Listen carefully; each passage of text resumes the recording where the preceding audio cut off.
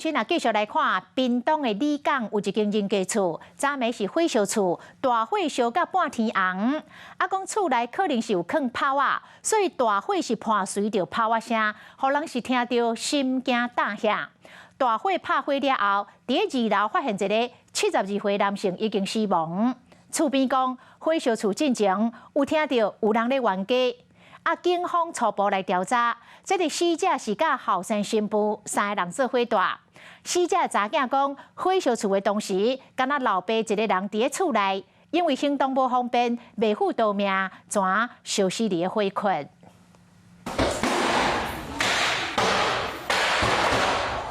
火烧厝，火是愈烧愈猛，还有爆炸声，真恐怖。当时厝边隔壁拢走出来看，一直问讲敢有报案，警方都讲厝内还佫有人。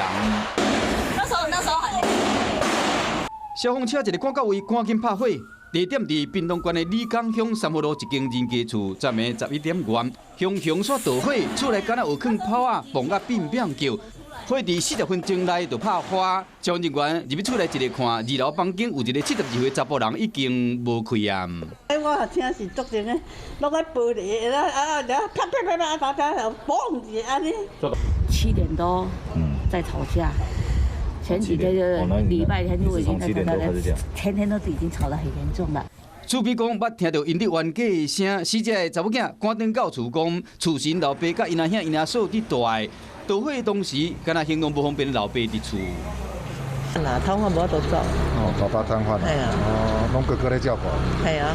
监视器画面显示讲，倒火进前10点外，新妇先骑车出去，带因后生嘛出门，11点左右就倒火啊。